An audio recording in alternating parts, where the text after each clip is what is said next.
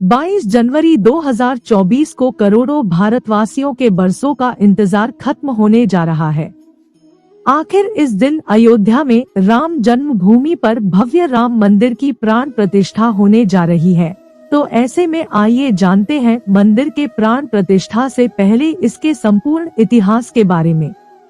इतिहासकारों के अनुसार कौशल प्रदेश की प्राचीन राजधानी अवध को कालांतर में अयोध्या और बौद्ध काल में साकेत कहा जाने लगा। अयोध्या मूल रूप से मंदिरों का शहर था। हालांकि यहां आज भी हिंदू, बौद्ध एवं जैन धर्म से जुड़े मंदिरों के अवशेष देखे जा सकते हैं। जैन मत के अनुसार यहां आदिनाथ सहित 5 तीर्थंकरों का जन्म हुआ था। बौद्ध मत के अनुसार यहाँ भगवान बुद्ध ने भी कुछ महीने विहार किया था। अयोध्या को भगवान श्री राम के पूर्वज विवस्वान यानी सूर्य के पुत्र वैवस्वत मनु ने बसाया था। तभी से इस नगरी पर सूर्यवंशी राजाओं का राज महाभारत काल तक रहा। यहीं पर प्रभु श्री राम का दशरथ के महल में जन्म हुआ था। महर्षि वाल्मीकि ने भी रामायण में जन्मभूमि की शोभा एवं महत्ता की तुलना दूसरे इंद्रलोक से की है। धन धान्य व रत्नों से भरी हुई अयोध्या नगरी की अतुलनीय छटा एवं गगनचुंबी इमारतों के अयोध्या नगरी में होने का वर्णन भी वाल्मीकि रामायण में मिलता है। कहते हैं कि भगवान श्री राम के जल समाधि लेने के पश्चात अयोध्या कुछ काल के लिए उजाड़ सी हो गई थी, लेकिन उनकी जन्मभूमि पर बना महल वैसे का वैसा ही था। भगवान श्री राम के पुत्र कुश ने एक बार पुनः राजधानी अयोध्या का पुनर्निर्माण कराया। इस निर्माण के बाद सूर्यवंश की अगली 44 पीढ़ियों तक इसका अस्तित्व आखिरी राजा महाराजा बृहदबल तक अपने चरम पर रहा। कौशल राज बृहदबल की मृत्यु महाभारत युद्ध में अभिमन्यु के हाथों हुई थी। महाभारत के युद्ध के बाद अयोध्या फिर से उजड़सी हो गई, मगर श्री राम जन्मभूमि का अस्तित्व फिर भी बना रहा। इसके बाद यह उल्लेख मिलता है कि लगभग 380 ईस्वी के बाद उज्जैन के चक्रवर्ती सम्राट विक्रमादित्य एक दिन शिकार करते करते अयोध्या पहुंच गए। थकान होने के कारण अयोध्या में सरयू नदी के किनारे एक आम के वृक्ष के नीचे वे अपनी सेना सहित आराम करने लगे।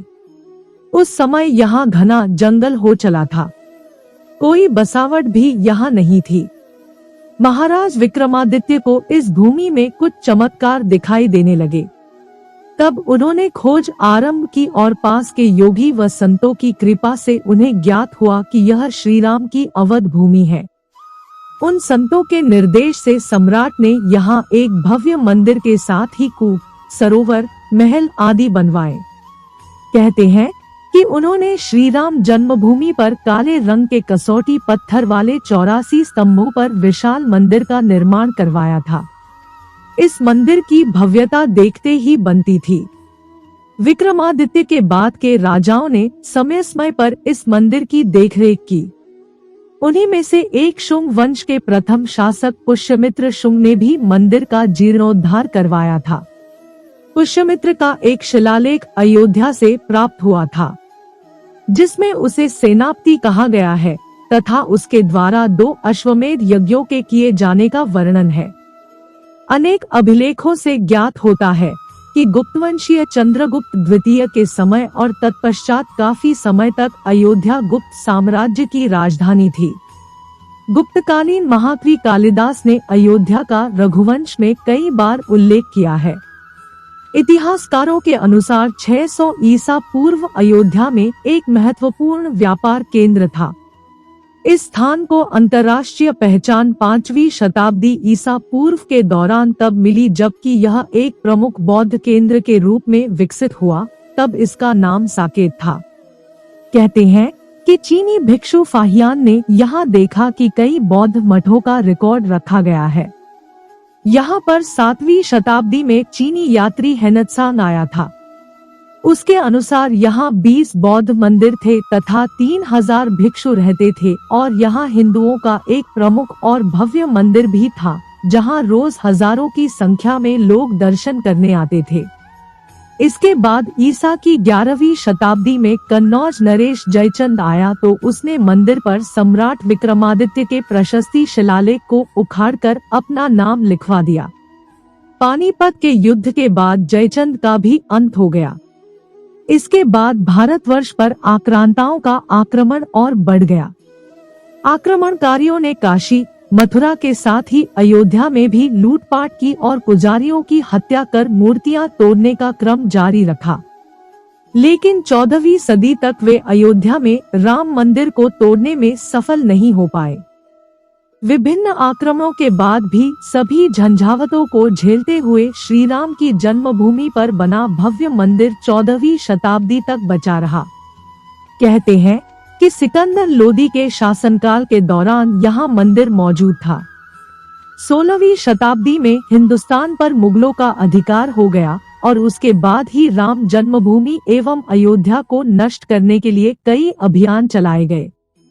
अंततः 1527 से 28 में इस भव्य मंदिर को तोड़ दिया गया और उसकी जगह बाबरी ढांचा खड़ा किया गया।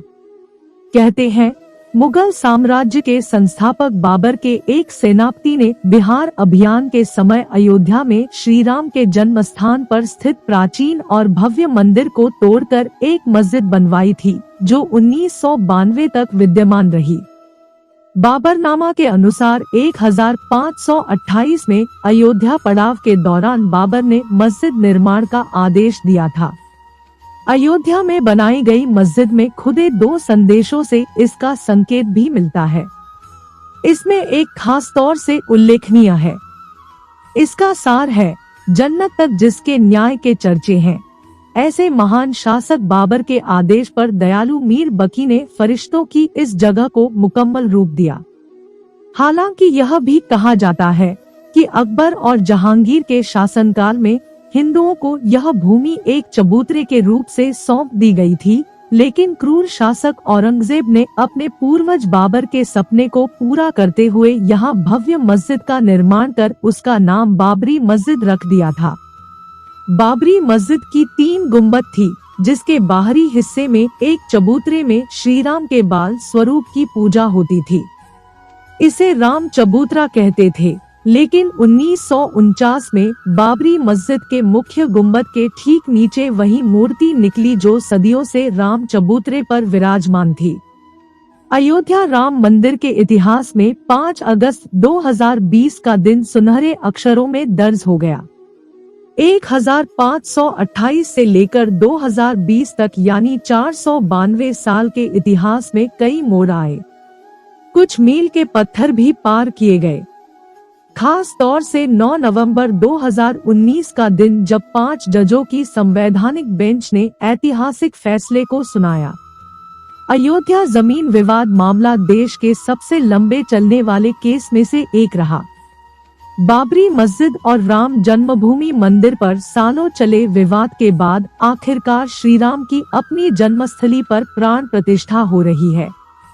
भव्य राम मंदिर में भगवान रामलला की प्राण प्रतिष्ठा 22 जनवरी 2024 को प्रधानमंत्री नरेंद्र मोदी के हाथों होगी। अयोध्या नगरी रामलला की प्राण प्रतिष्ठा के कार्यक्रम के लिए पूरी तरह से तैयार है। राम मंदिर की प्राण प्रतिष्ठा भारत का सबसे बड़ा धार्मिक अनुष्ठान होगा। ऐसे में मंदिर और आगंतुकों की सुरक्षा को देखते हुए मंदिर में 3 दिन तक दर्शन बंद रहेंगे। यानी 20 जनवरी से 22 जनवरी तक आम लोग मंदिर के दर्शन नहीं कर पाएंगे। लेकिन 22 जनवरी को रामलला के प्राण प्रतिष्ठा के बाद 23 जनवरी से मंदिर में सभी लोगों को दर्शन की अनुमति होगी।